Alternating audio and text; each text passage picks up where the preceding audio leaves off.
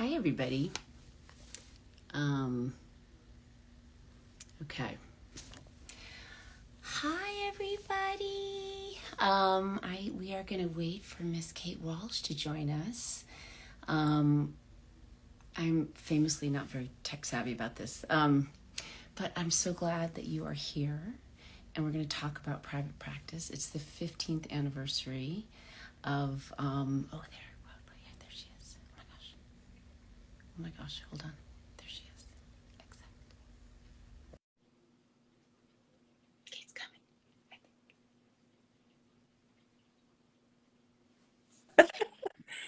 Hi, you look really pretty. I don't.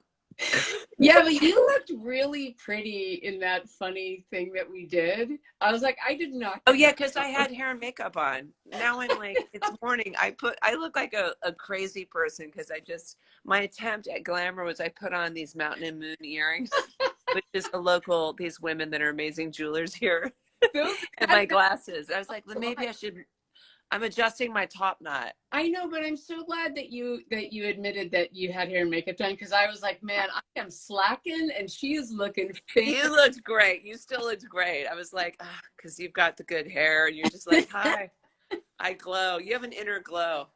Tell me about, are those caddis, by the way? I want to get those. I love those glasses.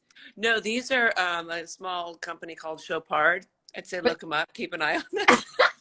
they're up and coming. Are those real glasses, or are you just looking pretty and No, these are real. They're also, what do you call them? Progressives. no shit, old lady. I I love know. it. I'm so old. I've actually, in a week, I'm going to be 55. That's not old. I'm older than you. You're slightly older. I'm slightly older. But Okay, can I just say though that look at all these sweet people. I know. There's 3,000 people watching us be friends.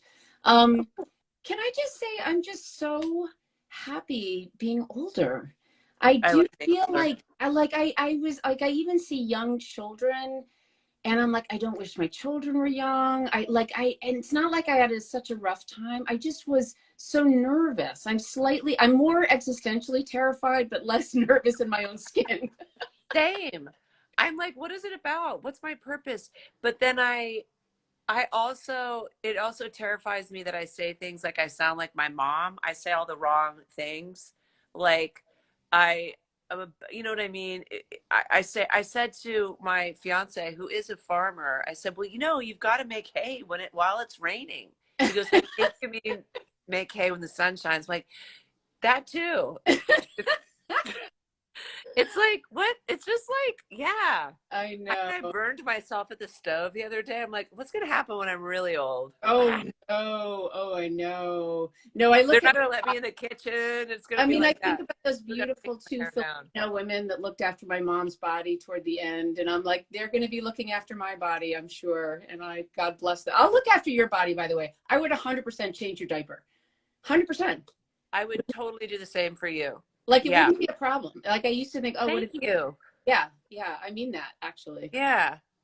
Um, yeah, I know someone goes, Beyonce? That's right.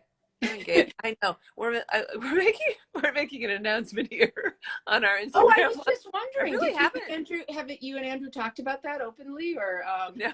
He's like, when? congratulations, Mazel Tov. I know. I'm like, yeah, I don't really like to talk about those things, but oh, thanks. I took the hair down. This is my attempt at, there we go. You're looking so beautiful. By the way, what time? I miss you. I love you. Oh, I love you so much. And happy 15th anniversary of the premiere of Private I know. Practice. Let's talk about why we're here of private practice. I mean, what I remember, Dudette, is that year for you was like, Also, that was getting married. was that also a spit take? I think you almost did a spit take. I just announced I'm engaged. You're like, also the first year of private practice, I was about to get married. For my starter marriage, the Hollywood, But the you had brief so Hollywood much, you marriage.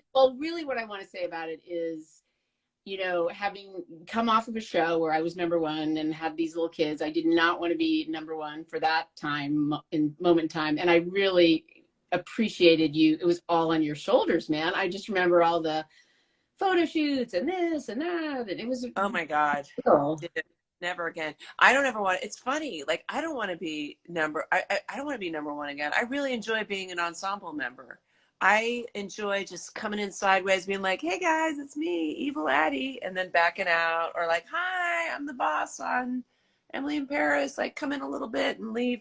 But I remember thinking how grateful I was slash intimidated, but really grateful that I couldn't believe that you, Tim Daly, Tay Diggs, these people, all of you had your own shows, and that you were going to come and do this. I felt very great. And then we got Audra McDonald. And I was like, what the hell?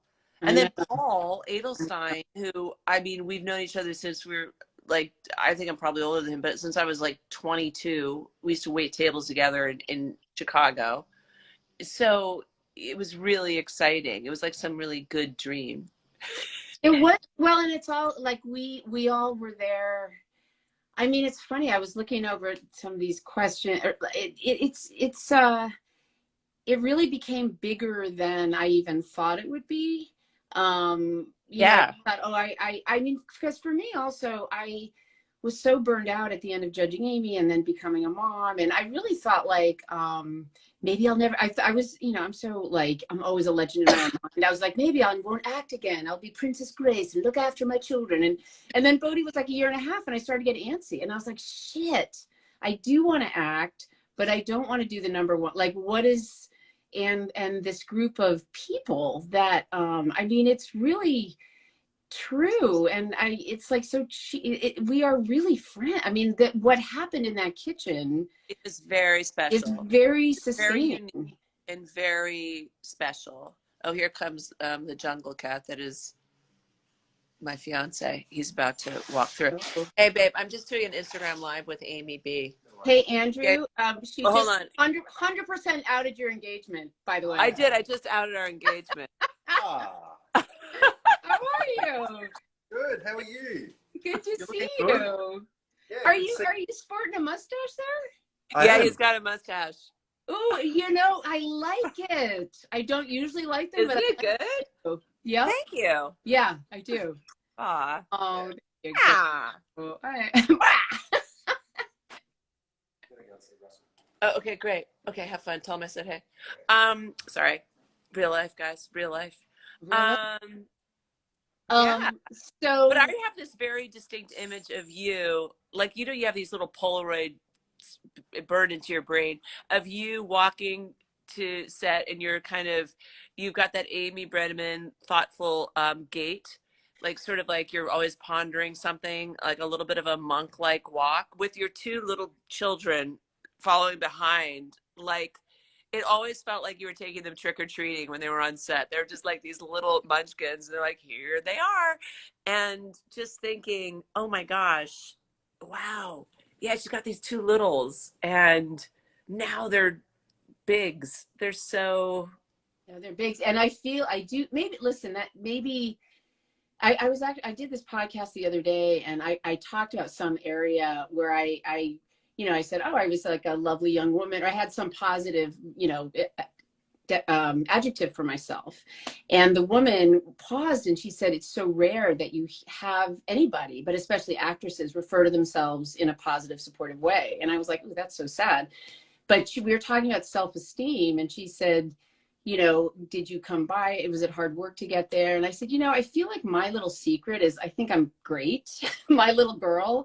Then you go out in the world and people say, oh, you're a piece of shit or you're too fat or whatever. But my essential self-esteem is okay. But as a mom, I mean, I did not feel confident as a mom. I really didn't. I felt very intimidated by other people. I felt like and some of it is because I was working so hard with Judging Amy. Some of it is because Shar had special needs. But it's taken me a good 15, 20 years to go, I'm an okay mom and they're okay.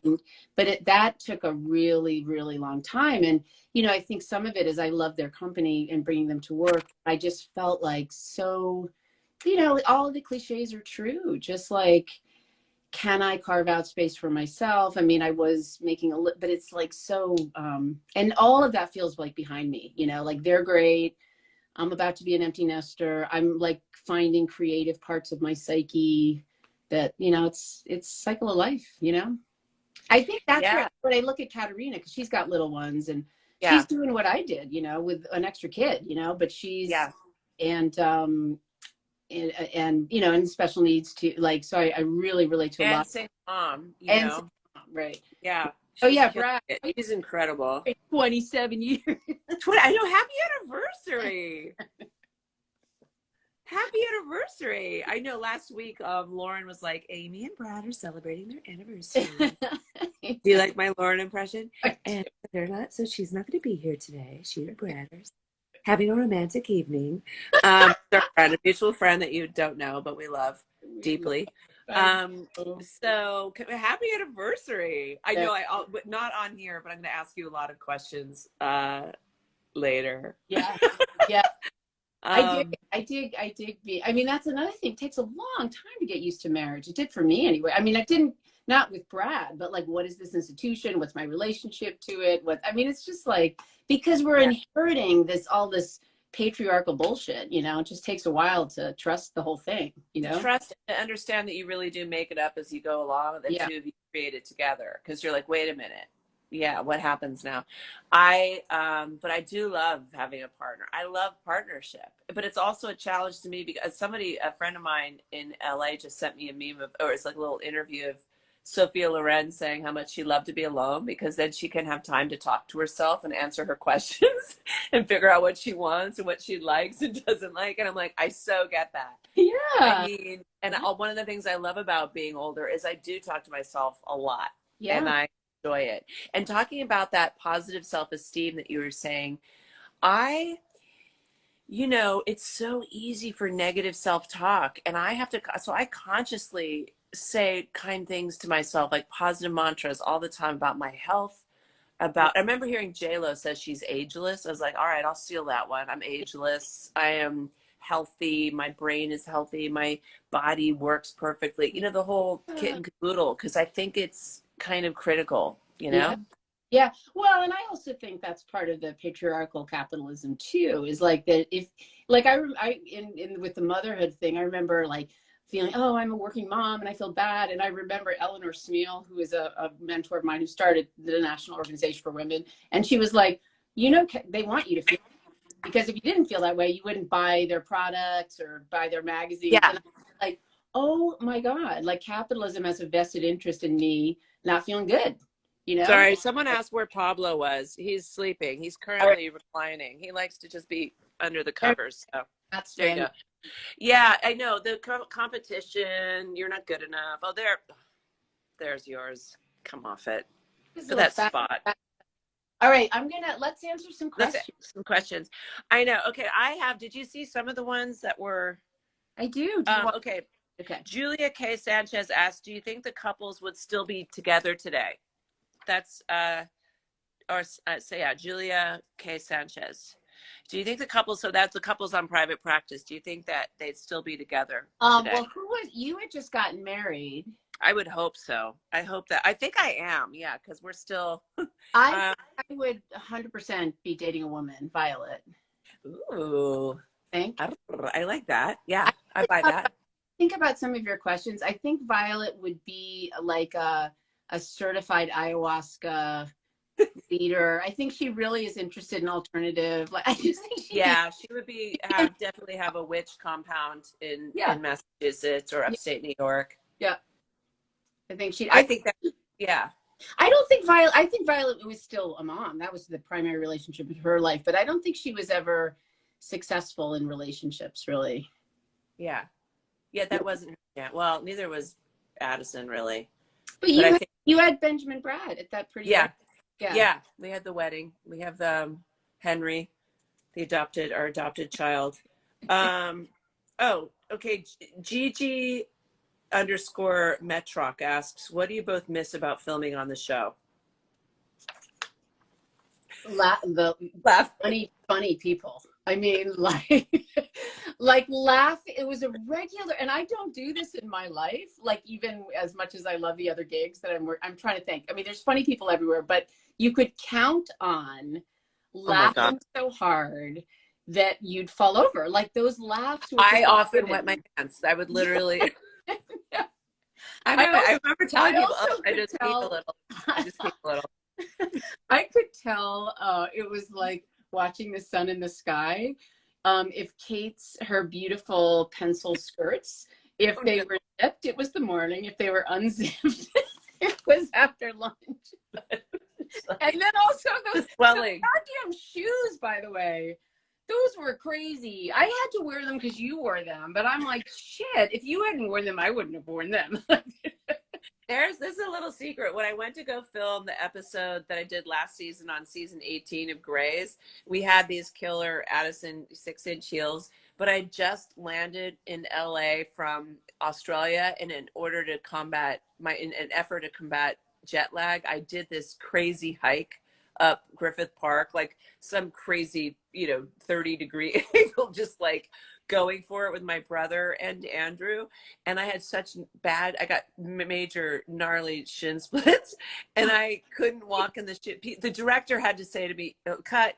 He's like, you cannot, you look like a teenage girl trying to wear heels for the first time. Like, you look like just a tired old whore. Please take them off, and we will shoot from your knees up. I was like, it was very, they're not. Oh yeah. I gave him away. Yeah.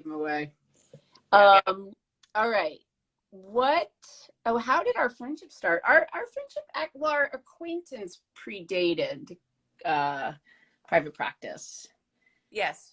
Although we didn't know each other well, but we knew each other through other people, and I would always say, like, who is that hot blonde? Because you were very blonde when I first met. Oh my God, that's right. I was blonde. You were blonde.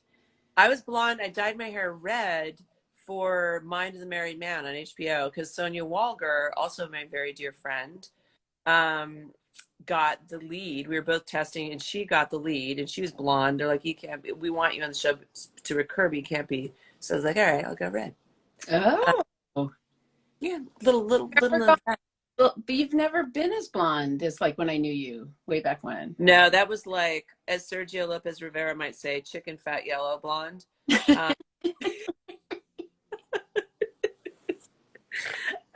my God. He's so sensitive.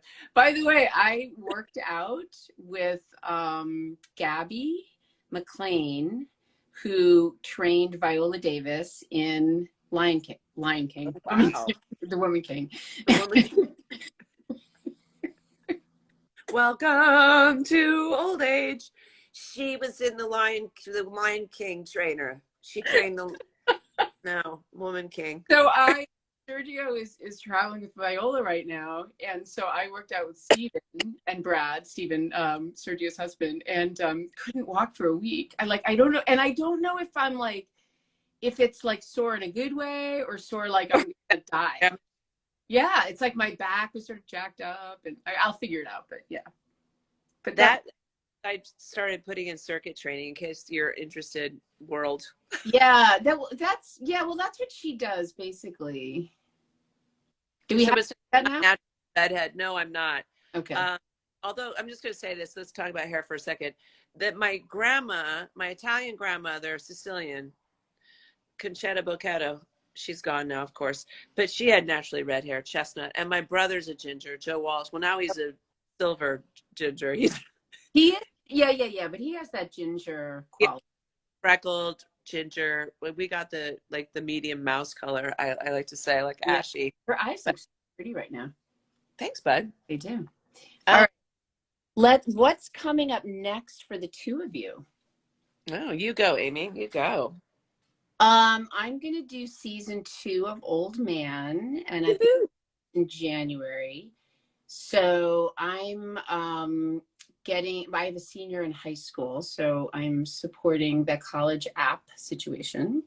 Also, what's really cool is so Charlotte, my daughter gets out of her program this year too, and I seem to have bought a small apartment building in Massachusetts. Oh yeah, with other families. So we're creating a supported, yeah. Because I think I just am excited about that for you. Yeah, it's really interesting, and because you do get into all sorts of stuff that, I mean, the disability stuff and supported living is interesting, but also I'm interested in congregate living. I mean, I think we all live too separately anyway. So whether aging people or people that need a little help or people that congregate to also talk about congregate living is like communal living. For those of you who are like, what? I don't mean at all the condescension, but I always, I had a fantasy. I was saying this like 20 years ago because I didn't have children. I kind of knew it was going to happen for me. I was like, listen, with friends, I was like, there's only like, at that time, this friend group, there's like one kid amongst all of us. I was like, we can't put it all on Mary Charles. We have to, like, we need to think about a retirement and a commune. Like, why don't we live with people we love and know? And I also think, like, you talked about that with your mother too, when she was aging and when you moved her out of her house, that you had her in a very integrated care facility. Yeah. Young people, older, right? Was that correct? No, but I like that you're remembering it that way. She was Oh, I had it. that, Yeah, no, that, but it's well, maybe interesting. because my mom lives in a community, a See, mobile home with seeing younger her, people. I mean, seeing my mom, that's what, and with a disability. By the way, does anybody have I always like to throw, look, there's 1,600 of us. Anybody with a disability? Anyway, hello, disability people. It's also, Yes. people can support each other in different ways. And so anyway, oh my God, well, here, you'll love this story. So I traveled a bit this summer. We went to Africa, which was great. And I had this big, expansive, you're looking at a big landscape, you're having big thoughts, you're not at home, all that great stuff that traveling does. Also, first time since COVID.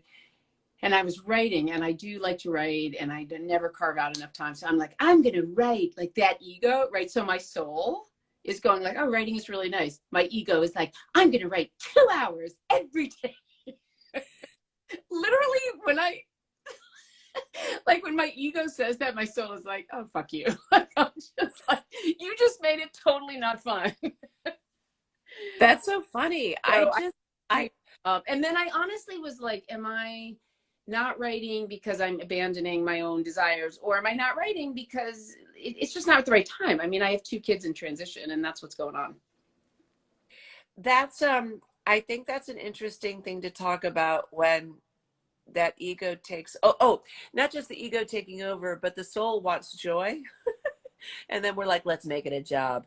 And let's make it like this, like self-flagellatory exercise, like 2 hours a day. But I do that. It's like, okay, or I used to. Now I'm a little more, I've been beaten to submission. Like just submit and go, okay, if I get, for me, it's just that, yeah, but I was just talking to Sonia about like being more playful. Like she's like, oh my God, I just, like I want to play and be in joy. And I'm like, yeah. Like, I remember talking about, a friend of mine gave me she wrote down 20 things a day, 20 things that give you joy and pleasure, and try to do 5 a day. It can be as innocuous as, hanging out with your cat, or just sitting under a tree, reading poetry, whatever. Try to do 5 a day. And I was like, no way. But I could. And when I realized from it is what my attachment to earning joy or fun. Yeah. Like, oh, I can't do that until all my problems are solved, or I can't do that until, and then it's so good just to start doing it. Well, all right. This interesting world, which we are participating in at this particular moment, of sort of commodifying your personality, right? So it's just this interesting thing where it's like, can you do it, and almost as a rule, just say, I'm not going to capitalize on this, right? This is going to be my thing, because it can be a challenge. Like we're all kind of, I am. I mean, you take that ego piece, but then you also take the way the world is right now. And before you know it, you're like, how can I use this? It's like, yeah. I know. Brand it. Someone said, talk about KD. Love KD. I know. I feel like we were talking about the originals, like Tim and Tay and Andre and Yumi. KD came in a little later, and as did Kat, and just like delightful. Like, oh, Brian Bedman, we're missing. I mean, talk about funny. Chris Lowell. Chris Lowell. Yeah. Chris, okay, let's just talk about Chris Lowell for a second. I remember just going, that kid is living his best life constantly, and he was living the life like, I want to go back and be 22 or 21. He was like 21, I think, even, and just like live his life. Remember, every time he had time off, he'd be taking a mad trip around somewhere, and he'd be flying his friends with him. Well, he's also, like, I remember, I feel like it was in the pilot of or maybe the pilot was part of Grey's, but then the first private practice episode. Do you remember when they were kind of leaning into him being like a dopey surfer blonde guy that was in love with Audra? Yeah. And they were really objectifying him. Like Shonda, I think she'd say this if she were here now. And I remember Chris going like, I don't feel good about, like really articulating, like, I feel like I'm being objectified. And he wasn't sort of like offended, but I was like, oh, right. That's whether it's a male or a female. It doesn't feel good to be eye candy, right? It actually doesn't feel good, even though it's sort of like, you know, your ego gets stroked a little bit, but, you know, oh, Brazil. I know. I think that's correct. It may feel good for a second, and then you're like, wait a minute, there's more here, more to the equation. And I do think I think it's also interesting though that, you know, women have been experiencing that for, that's not fair, because even in the 50s, like men that were hunky, like that was, you know, like sexualizing and just objectifying both. But really, I would say women experienced it more. Yeah, and I also think it's kind of like, it's just a different time and a good, you know, the Masa Amini stuff is like, not to just get super serious, but I do like, it helps to see like, it's this worldwide journey, you know, toward equity. And, you know, I listened to this Iranian woman who's probably closer to our age, who said, you know, as much as it's depressing that these fights are cyclical, this time, like literally right now in Iran, young men are with young women protesting, and that was happening 15, 20 years ago, right? So it's like we're crossing those categories, and, you know, white people showing up for George Floyd, and like it's not, you know, men showing up in this country for reproductive justice. And so it's hard and exciting too. It's, you know, we all come together. It's awful and awesome all at once. But I also think that bringing it back to what Shonda created and what she did on both shows, and a lot of people have said to me, like what she did for the culture and storytelling, and actually big political and social issues, and that she could put it in the framework of a hospital or a private practice, is profound.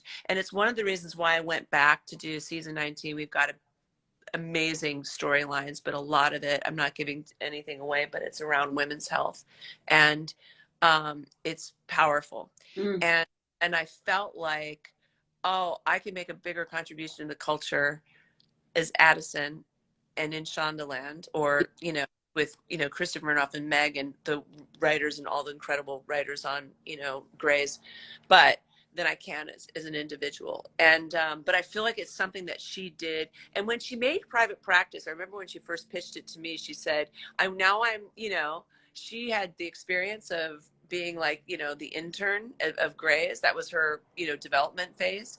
And then she's like, now I feel more mature, and I want to write about, okay, what happens when your dreams do come true and you get there, then, and what does that look like? And a lot of people have come to me and said, oh, I love Grey's, but I love private practice because it felt just a little more mature and a little more like issues that, you know, I'm dealing with or whatever, like professionally, etc.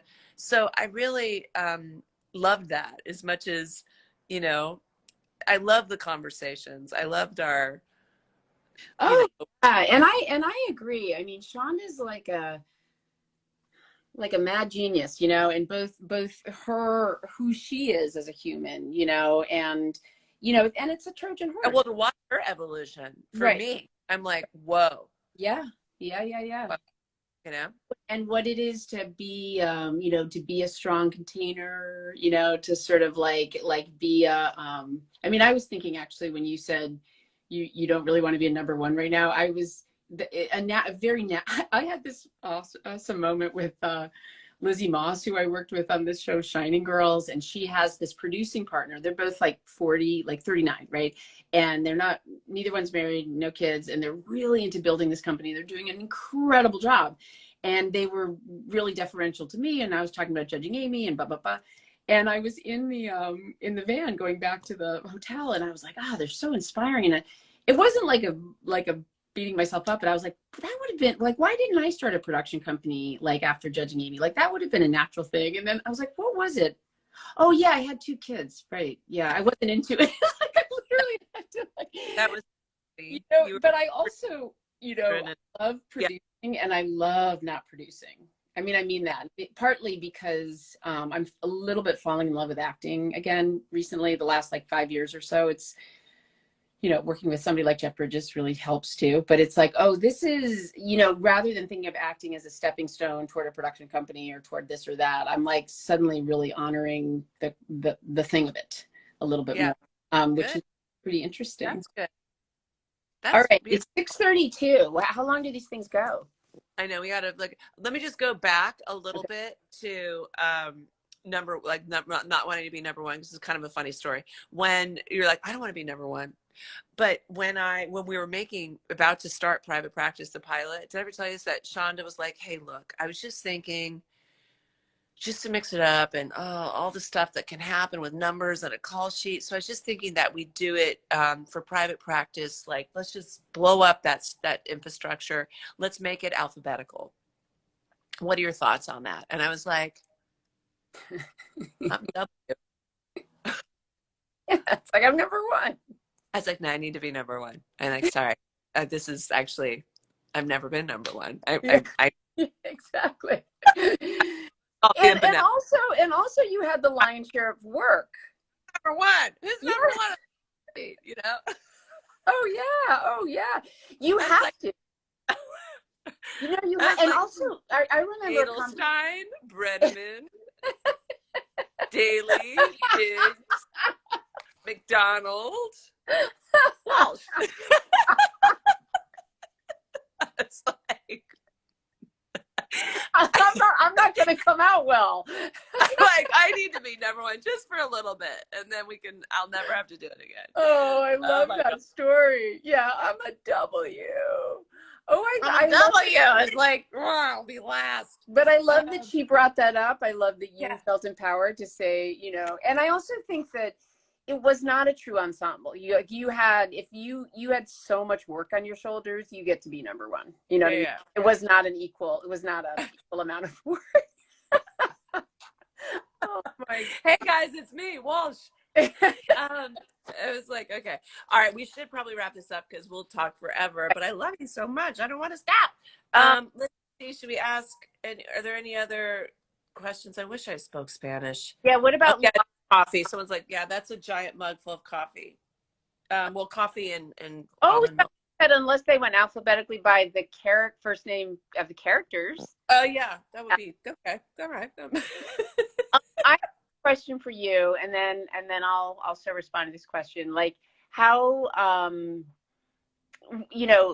challenging time, climate change. Like, how do you keep your spirits up? Like, what are your tricks? That's a great question. I do meditate. I've gotten back into meditation. I try to do, it's sort of the macro problem or challenge I have, which is how do I stay present, and also being actually in Australia, the other side of the planet, in a different hemisphere, but also stay connected to you, my family, friends, work, Northern Hemisphere, the world globally, what's happening.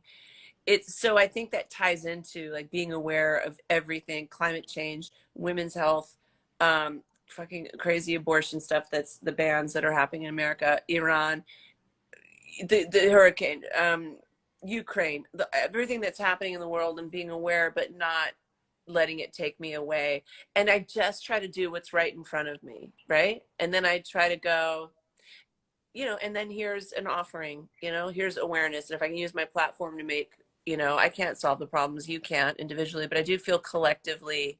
And I also am heartened by what you said, that I feel like to be able to hold the container of the awful and the awesome, like that things are progressing, to see all these incredible men and women showing up to an oppressive regime. And of course, there's regimes all over the world that we don't even know about, what's happening in North Korea, what's happening in all these places that people are being oppressed.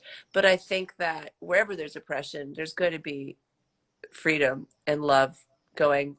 That's where we're at. Not to sound too hippy dippy, but But anyway, that's a total digression. I try to keep present by doing what's right in front of me, and often it's just the dishes or cleaning out the litter box. Mm-hmm.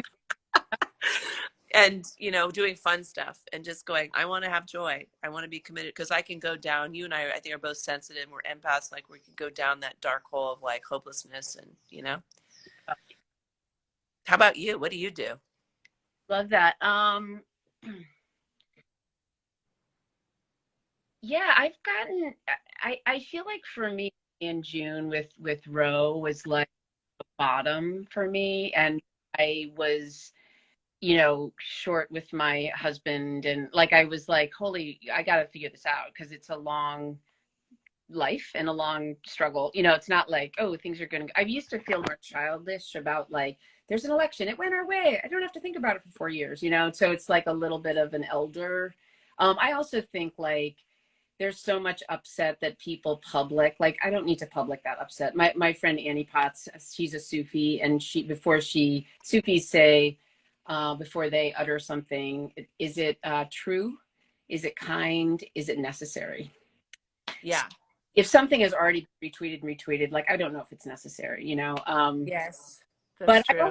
I've also been going deeper and listening to a lot of Ram Dass and listening to sort of some big visions, and then the Tonglen meditation of like, if I'm having a good day and there's a suffering child in Ukraine, it's like I breathe out and I think about, it's like, may you have a good day, like somehow connecting, then I get to experience some joy and send it their way. Yeah, and then also I saw this thing, I think I did repost it because it was so shocking to me, but there were all of these beautiful peaceful marches for the Iranian women and men, but women, and nobody covered it. CNN That made me enraged. It did and make me enraged. And like I don't want to get you want me to stay upset, all you guys, even if it's like a view that's mine, it's still the algorithm that's going to hook me, that's going to sell me shit. And it's like, I'm really don't, I'm looking at all of that. Like, oh, you want me to be upset. You don't. well, that I was going to say that one of the things that I've realized is my like understanding my own limitations, which is I'm going to react. If I'm seeing inflammatory things, I'm going to have a reaction. I'm going to feel terrible, which then affects my endocrine system. It affects everything, all my hormones, all my chemicals, and I'm going to feel badly. And then I have to recover from that. So even as far back as like 2016, I just stopped. I really limited the intake of news and media, not to bury my head in the sand, but just like, and I realized in so doing, I think I've talked to you about this before, how lonely it is, because a lot of people like to connect through bitching and complaining and negative and even just shining a light. It's not wrong. But Yeah. for me, I'm like, I don't want to put my energy there, and it's my limitation. I'll get too affected and miserable and sick from it. So I was like, all right, that's going to, I'm gonna knock that off a bit. And then also I remember my Italian grandma Concetta, bless you, wherever she is now. But I remember I spent a lot of time with my Italian grandparents growing up because my parents were divorced, and they would sit in front of the television. This is in the early 70s, and watch the 6 o'clock news. And my grandma would just be like, oh, oh, Mm. God, this is off. It's terrible. It was always the terrible news of the world being reported. And Yeah. you're like, and not to dismiss, because I love journalists, and I, have written and was, had very big interest in journalism as a young person. And, but the media, it's a business, and like the business of selling and horribleness and inflammatory things that we have no control over is, so it's a Well, slippery slope. the same business that we're in, right? So it's like an episode of Private Practice. We used to have this running joke of don't ever have a baby with these people. The most births are actually really peaceful, but like something terrible, you need drama, right? So I think that even detaching or being aware of that archetype, of like, oh, I'm supposed to get upset and then X, Y, and Z. I also think, listen, I started reading Isabel Wilkerson, those big, nice, chunky books, and there's a way for me to learn about what's going on and learn about history, but in a slower, more contemplative way too. But yeah, and it's like that Fred Rogers thing. I mean, I got involved with my Swing Left local chapter, and I'm crazy mad in love with the head of Indivisible Northridge. I mean, there's wonderful people doing. Posting. Yeah. Yeah. Yeah. All Someone right. asked here in Australia, what's happening? What do you feel like just last night at dinner? What's the collective, like, what is the vibe of what's happening in America. Like, how are people, do you think it's better or worse or more divided, more connected? And I said, actually, I think the grassroots, individually, people are gathering in small ways and doing such incredible work. And like you said, I think we all used to be like, oh, the election happened. Yay, it went our way. Bye. And now there's a level of consciousness and responsibility and ethos that's, and they have that here in Australia, which is incredible in terms of conservation, in terms of civil rights, in terms of just there's a massive progressive movement here and green movement. That's really inspiring to me. But at any rate, I think that that's what's great about any contrast or any oppression is that it is an opportunity for love and expansion, and in all of us individually and then in the collective. For sure. And then I think we are a world, we are one world. And so as much as, I don't wish like the Italians to have a new fascist president, but I also think like it's not just America, and if some place is more humane and more like forward thinking, we get to borrow that and then we'll be that person. And I remember I might have said this to you over the years, but like, I remember feeling sort of grouchy when people go like, I can't with, the Trump presidency or just whatever, it's like, I can't believe it's happening in America. And I was like, you know what? We're humans too. America gets to struggle too. And in fact, on the more beautiful side of things, we are unearthing structural, it's like Black and brown activists are like, hello, welcome. Like we are unearthing something that is painful. And, it's tough stuff. It's easier to be in the sort of brand and like, go, go, go. So it's profound work. That Caterina Scorsoni, our little wise Caterina. Caterina, a good witch from, she is magic. A magical machine, man. She so said wise. A great thing on my podcast where she said, like an individual, when they have something that no longer works, they go into therapy, they're quote unquote falling apart, right? But what's really happening is their ego structure is getting reformed in a healthier way, right? But for a while, it's like, who am I? I'm falling apart. And that's kind of what's going on collectively, not just in America, but it's like we're it's like finding out your dad was an alcoholic and you never knew. It's like, oh my God, but it's like we have to incorporate these difficult truths and process them. And there's people that just like families who do not want to hear it. We're not going to teach that history. But then it's like, it doesn't matter if you don't want to teach it. It happened. And until we process it, it's going to be, look at all people. I feel like we just get really deep and it's like, what were the clothes like on the show? But one of the things that Shonda, what I loved is, and she does it in Grey's and Private Practice with her character, she always has somebody do a dance. She's like, okay, dance moment. And I have to say, I have incorporated like in my life, just turning and another girlfriend of mine who's like a single mom here, and she's like, her little boy is Cassius is 7 now, and she's like, all right, mama's gonna put her earbuds on and dance now. You can watch TV. And also like and even with Andrew, I'm like, we gotta dance. And we just like crank it up, shake it out, move all the hormones around and get out of your head and into your body. You do that. You're a dancer. You have a dance background. It's so critical to get into the body and joy. And I always go back to as well, like where two or more gather, there's strength and healing and love and I think also one of the things I do love about Private Practice, what she did, and like we were a lot of talking heads, a lot of walk and talks, a lot of kitchen scenes, a lot of debating, but that Shonda did really examine, and the writers, all the beautiful writers on that show, Steve Blackman and Craig and everybody that took a turn running that room, of just debating and looking at things from all sides. Remember Audra's character Naomi was like very Catholic and very and I remember she and Addison going head to head over abortion. Yeah. And it's important to talk about it and keep looking at it. Humanity of differing views and what we share. Yeah. Look, where two or more gathered, we have 1,125 gathered. Oh, well, thanks. We should probably all these amazing people. Like, thank you for letting me know. I mean, isn't it incredible? Like, and also the wonder of Netflix, and it's like that No.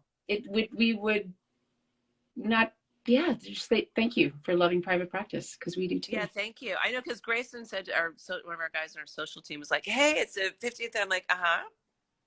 He's like, "No, it's a big deal." I'm like, "Really?" He's like, "Yeah, people want to talk about it." I'm like, "Okay, all right, well, cool."